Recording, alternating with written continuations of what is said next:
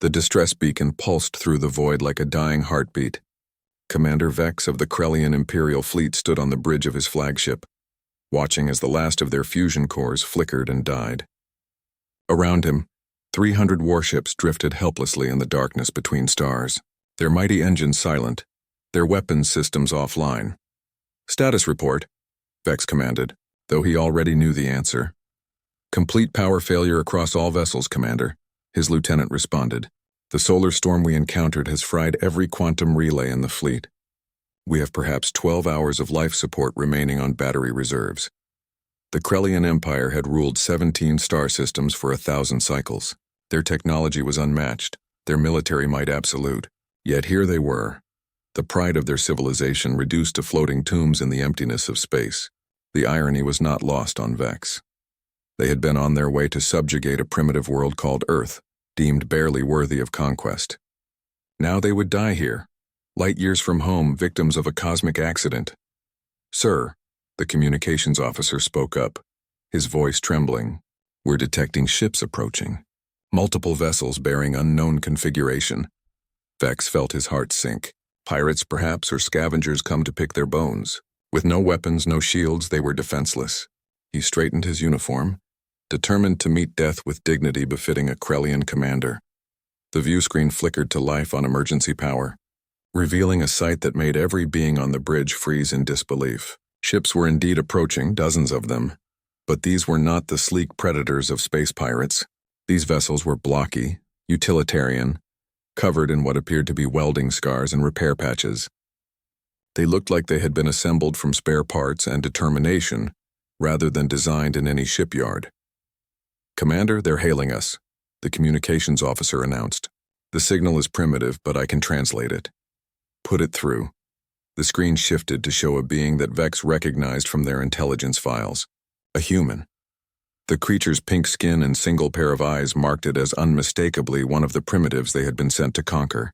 Yet there was something in those eyes, a brightness that Vex had not expected. "This is Captain James Rodriguez of the merchant vessel Lucky Break," the human said, his voice carrying an odd warmth. "We picked up your distress beacon. Looks like you folks are in a bit of trouble. Permission to come aboard and render assistance?" Vex exchanged glances with his officers. This had to be a trap. No species offered aid without expecting something in return, especially not to a fleet that had been sent to conquer them. "Why would you help us?" Vex asked, unable to keep the suspicion from his voice. The human captain smiled, an expression that Vex had read was meant to convey friendliness among their species. "Because you need it. That's reason enough for us. We've got fusion cores that might be compatible with your systems, and our engineers are pretty good at making things work that shouldn't. What do you say?" Against every instinct, against all military protocol, Vex found himself nodding. "Permission granted, Captain Rodriguez. But know that we have nothing to offer you in return." "We'll see about that," the human replied, and the connection ended. What followed was the most surreal experience of Vex's long military career. Human ships began docking with the stranded Krellian vessels, disgorging teams of engineers who swarmed through the alien corridors with toolboxes and diagnostic equipment. They worked with an enthusiasm that bordered on joy, as if solving the technical challenge of adapting human technology to Krellian systems was the greatest gift they could have received. Vex watched as a human engineer, a woman who introduced herself simply as Marie, crawled through a maintenance shaft barely large enough for her frame, pulling cables and humming something she called a work song.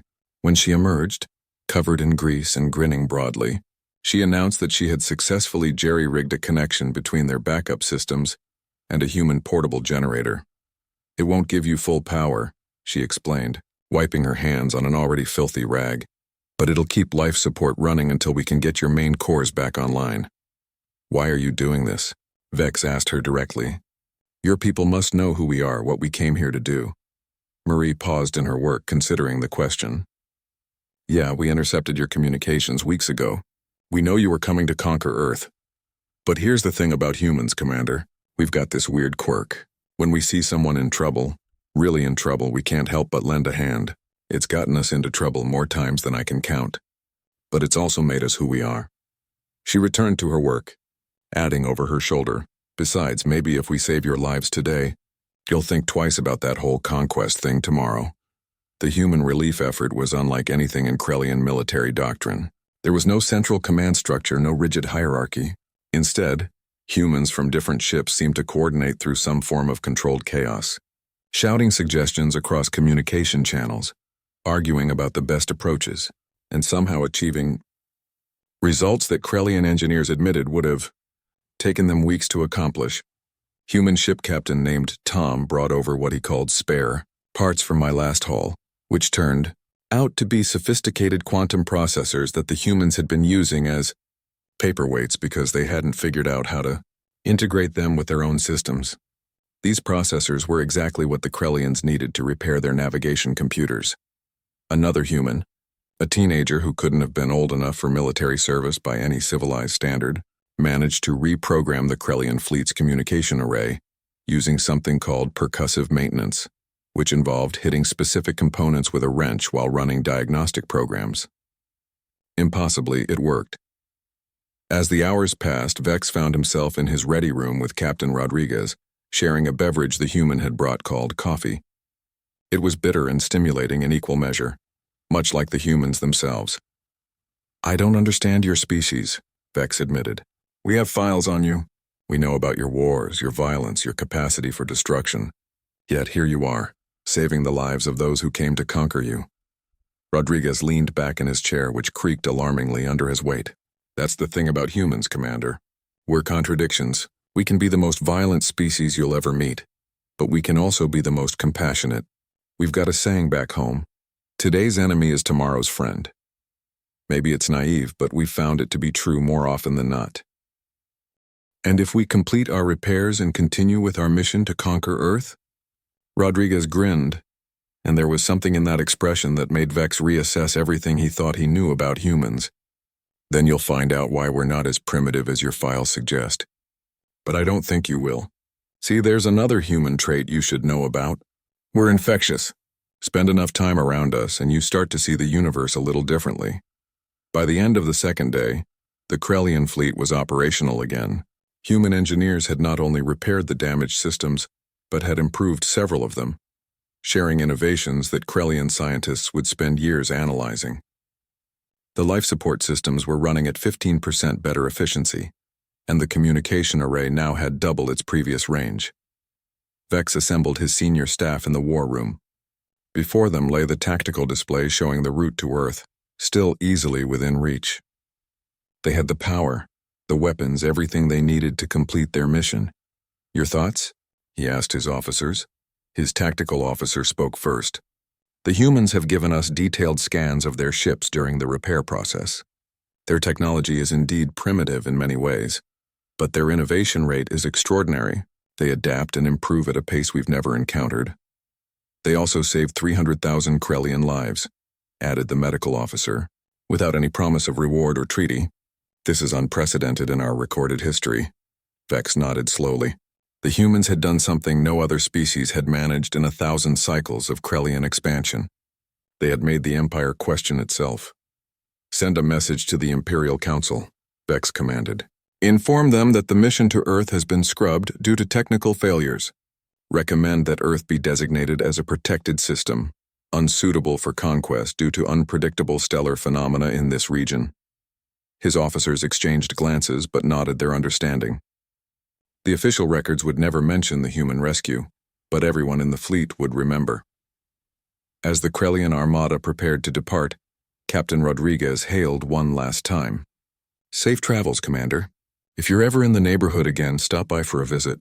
Next time, we'll show you what human hospitality really looks like when we're not doing emergency repairs." "Captain," Vex replied, "I believe you already have. May the stars guide you well." As the 300 warships turned away from Earth and began their long journey home, Vex reflected on the impossibility of what had just occurred. The Krellian Empire had encountered many species in its expansion across the galaxy. Some had fought, some had surrendered, some had fled, but none had ever responded to aggression with kindness, to superiority with generosity. The humans were indeed primitive by many measures. Their ships were ugly, their technology cobbled together, their organization chaotic. But they possessed something that no amount of technological advancement could provide: an inexplicable drive to help others. even their enemies, simply because it was the right thing to do. In his final log entry about the incident, Vex wrote, "The humans possess a weapon more powerful than any in our arsenal. They wield compassion with the skill of a blade master, and mercy with the precision of a marksman. We came to conquer them and instead were conquered by their kindness. The Empire would do well to make allies of such beings, for as enemies they would be unstoppable, not through force of arms but through force of character." The story of the stranded Armada became legend among the Krellian forces, told in whispers in the mess halls and officer clubs, how humanity, faced with an invasion fleet, chose to save their would-be conquerors instead, how a species barely capable of interstellar travel had repaired the most advanced fleet in the known galaxy using determination, ingenuity, and something called duct tape.